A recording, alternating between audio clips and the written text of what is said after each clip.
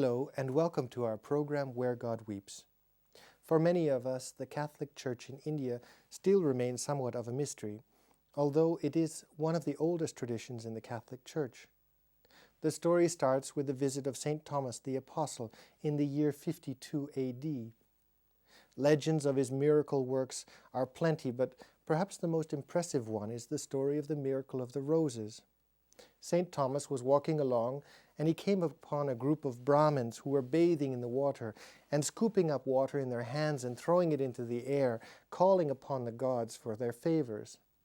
St. Thomas looked at them and said, "But the gods are not listening to you," as he saw the water raining back down on them. And with this he too took water in his hands and threw it in the air. But he called out loud the name of Jesus, and at that moment the water was turned into rose petals and remained suspended in mid-air. The Brahmins, of course, were astonished, and they converted and baptized and became Christians. You can still go to the town called Palayur and see the Catholic Church and some of these basins surrounding the church. The stories of the Catholic Church in India are rich, and to give us a deeper insight into the present situation, we have the pleasure to welcome to our studio Bishop Koorilos. Bishop Koorilos is a bishop of the Syro-Malankar Church, which is a rite of the Catholic Church. Welcome to our studios, Bishop Koorilos. Bishop Koorilos, can you tell us, do you still feel the imprint of St. Thomas the Apostle on Catholics in India today, his charisma? Yeah, indeed, we still feel the impact and the imprint of the charisma of St. Thomas. And what was the charisma of St. Thomas? And that is nothing but reaching out to the people all around, especially to communicate the love of God, which St. Thomas experienced in the presence of Jesus Christ.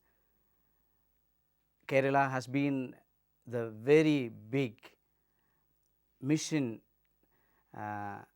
area, and also it has produced enormous amount of missionaries, and wherever we go we see either priests or religious sisters or brothers or working all around the world.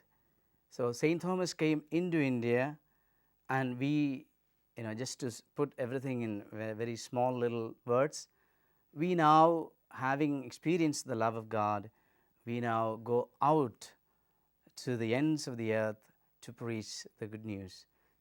Now the Catholic Church in India is made up of a number of rites. There are a number of rites, and you belong to the Syro-Malankar rite. The Syro-Malankar rite is the fruit of a division and then reunification with Rome. Can you tell us a little bit about the story of the Syro-Malankar rite? Yeah, I'm very happy to say this. The community, the Christian community, came into existence with the coming of St. Thomas.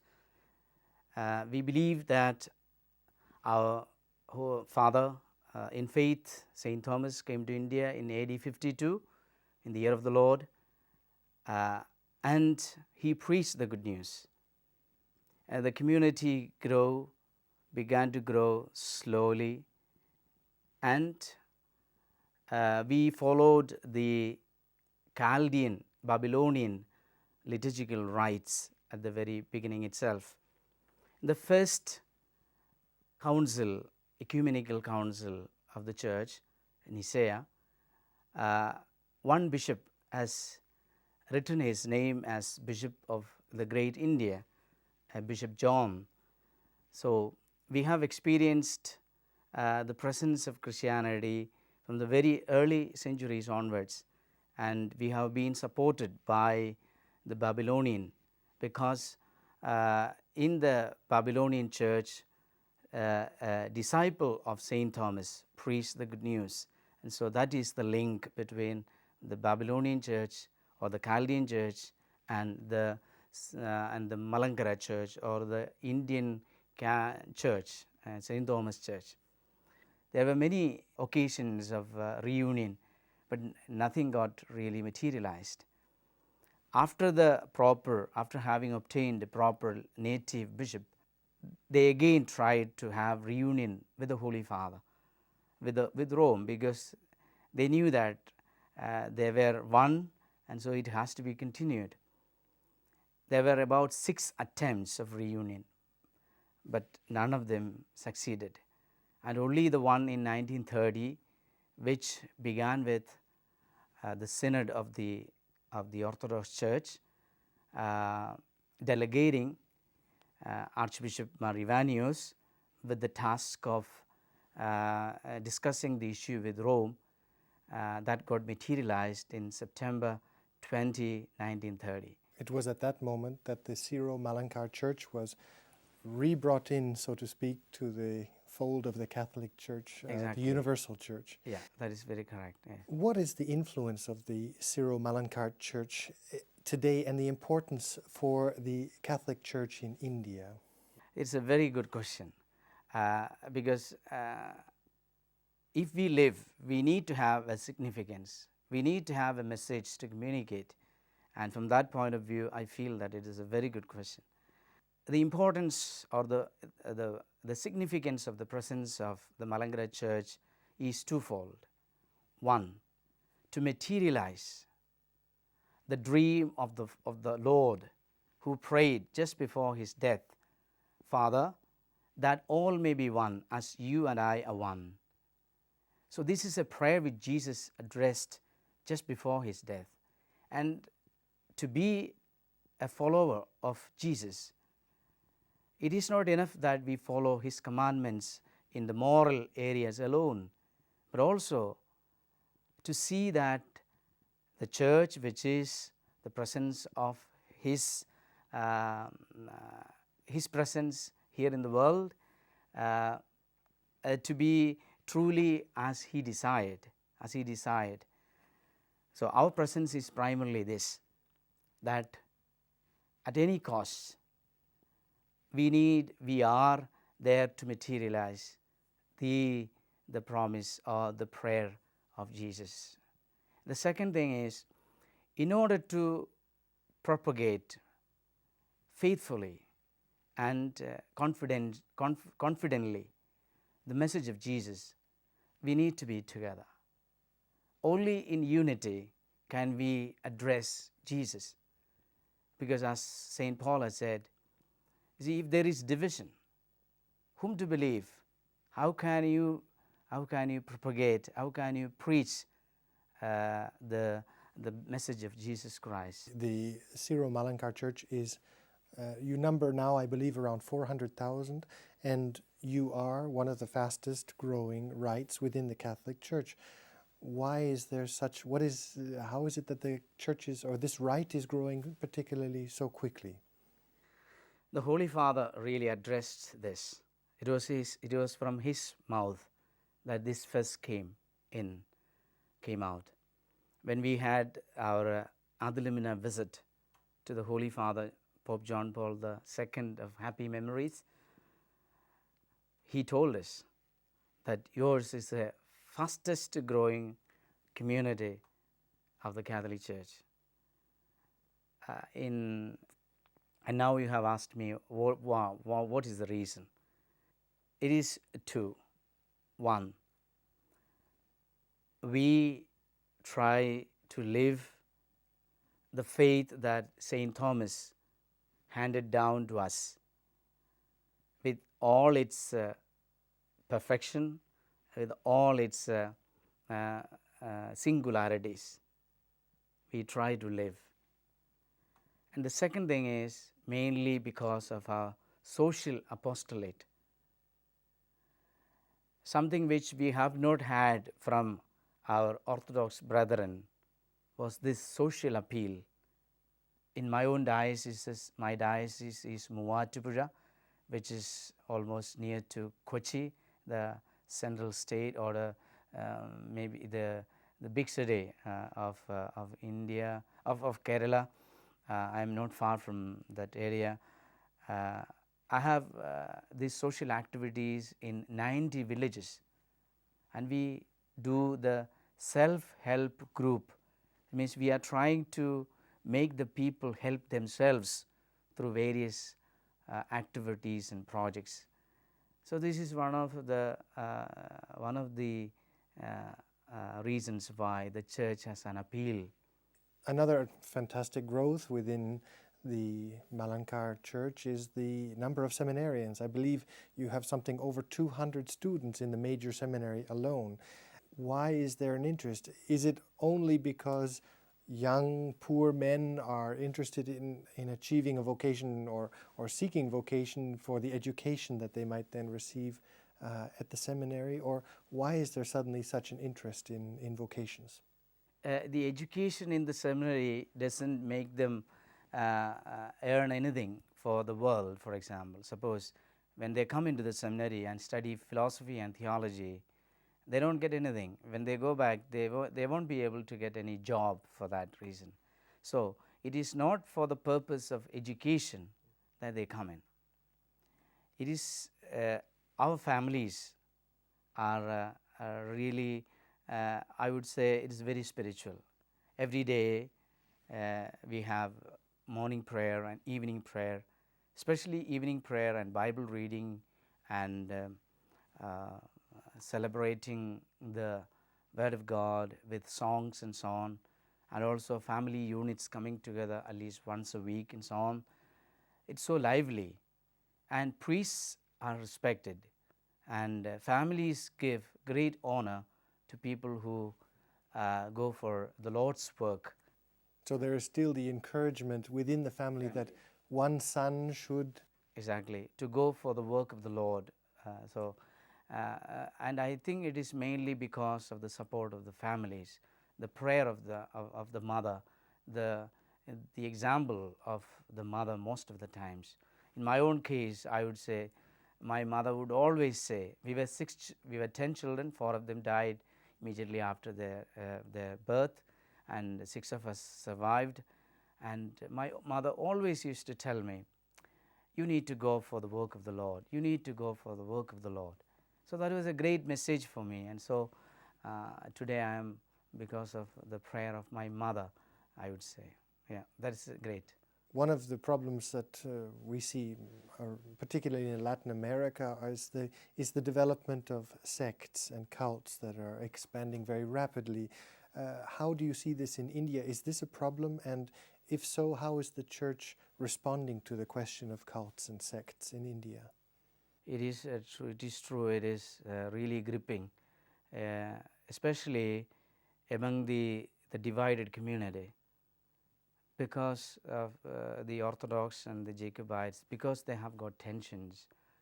The people don't find happiness in going to the church, and so these groups, they make this as a opportune situation to propagate their faith and propagate their idea, and it is really growing.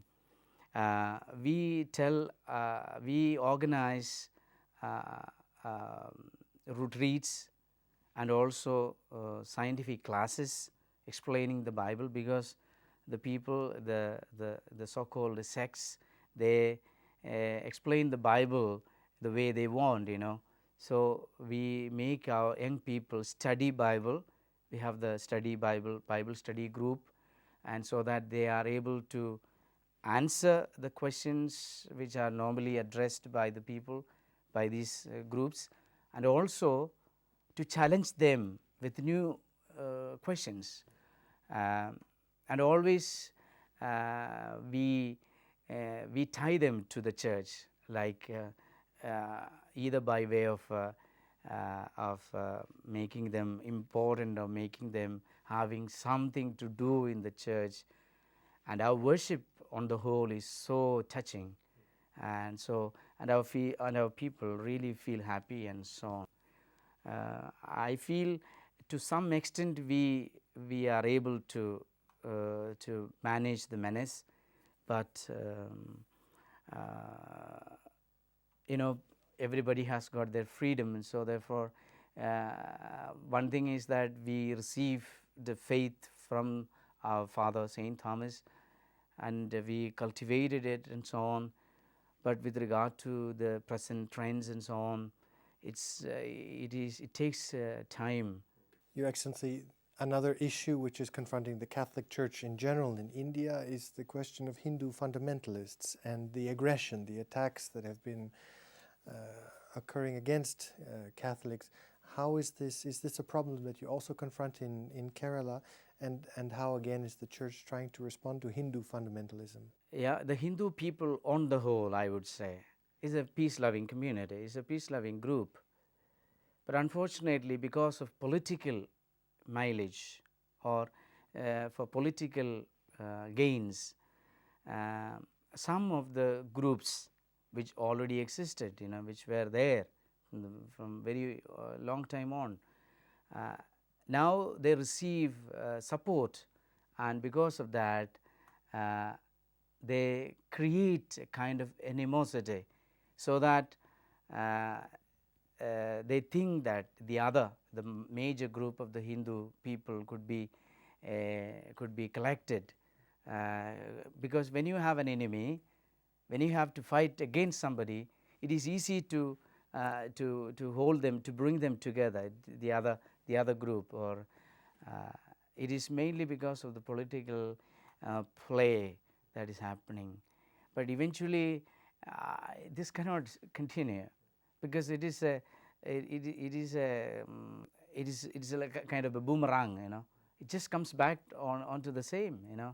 You cannot annihilate somebody and then live. Of course, we have difficulties in India from some of the groups. It has a bit gone down in these years. We are thankful to the Lord, but on the whole, the Church in India, the appreciation for the Church in India is growing.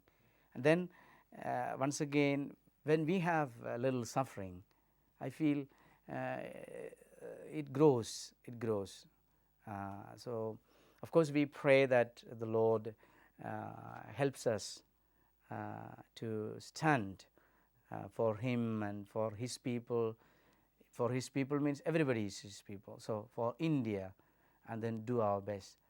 So sometimes we receive a cold welcome, or we are not at all received. We have difficulties, especially when tsunami happened and so on. Most of our brothers and our sisters went for help and so on. But there were occasions when they said, you are not welcome, you go back, you come here just because you want to make use of this occasion to convert people and so on. But they cannot do anything, because our priests and our sisters, they are completely for the Lord and for the people. And so the community, the people really who are afflicted, see that our presence is a must. And I feel that the greatest support of our community, of our church, of the Church in India, is the Lord, and also the people who receive the great gift of support from us. What would be the greatest challenge to the Catholic Church today in India, in your opinion? The westernization, I would say, or the globalization has brought about a lot of good things, but it has also brought about a lot of evil. And it so happens so quickly that our people are not able to prepare themselves to the challenges. Because India has become one of the major centers for outsourcing, so there's suddenly a whole new generation of capital, with a generation of young people with money and all of these new influences which are affecting your young people, yes? Yeah. In the sense, some of our young people, because in India we have 30% of unemployment, which is a great number. And so good that our children, our youth receive some job. But what difficulty is that come along with it is the new propaganda of secularism, of having leaving away the spiritual culture that India is offering, and I feel this is the greatest challenge. I am an Indian, and so I appreciate my Indian culture because it's deeply spiritual. It's deeply spiritual. Respect for life, respect for others, respect for the Lord, and then always a happy face and so on. It is so great. But because of the new trends of secularism coming in, because of TV and also other media, our young people are slowly thinking that Western culture is the best. So because it is free, you can be what you are, what you want to. But freedom, if it is not properly used, you'll have to pay with your life. So freedom is good, but to respond responsibly to these challenges, I think that is the greatest challenge. And with this new materialism coming in, it is mainly because of this what you call high purchase free. So that means you don't have to have any money. You go to the shop and then say that you need a car, or you need a TV, or you need a fridge, so, and you get it home, and then in the end you cannot pay you the cannot debt. pay it, and then the bank people come and then they say, we are confiscating your goods, and then the man has no other chance. So because of this, when a few others have some things, the others also think that I also should have something similar to that, and so this is really a big challenge. And the church is responding mainly by way of counseling in this area, because our families are by and large so far good, and there is respect and love and affection, and we have what you call this family units coming together. In an area, if there are 10 or 15 families together, they would be brought together for prayer and discussing their issues. So these close-knit family groups also help the people to overcome their struggles, but it is only very little that we do. There is a great amount to be done in this area.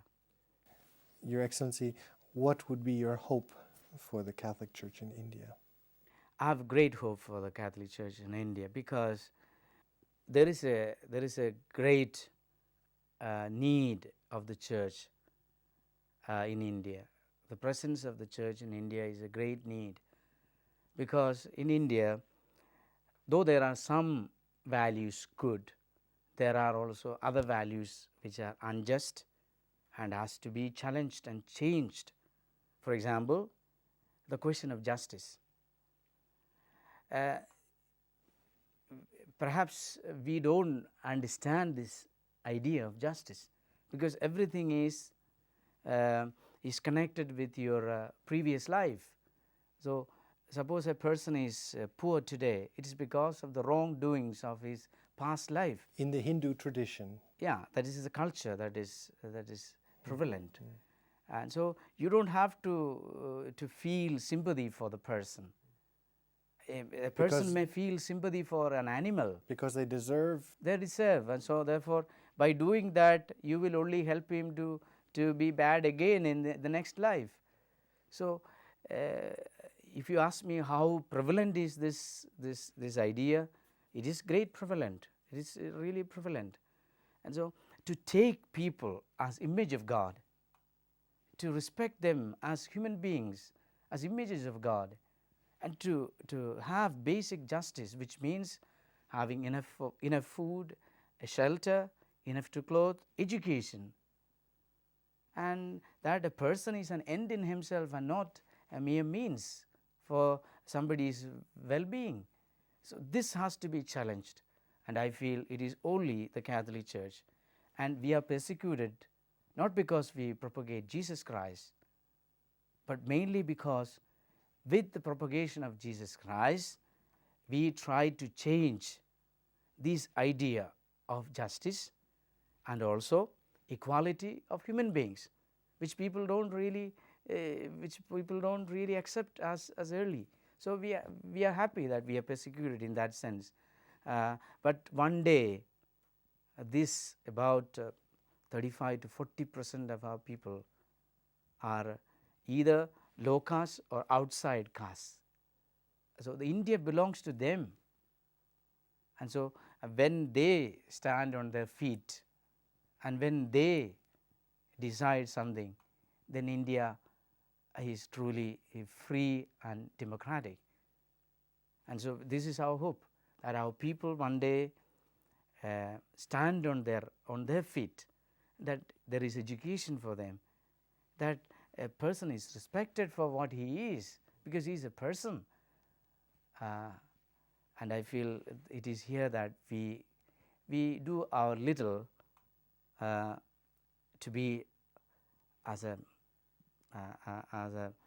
grain of salt, as a lamp of faith, of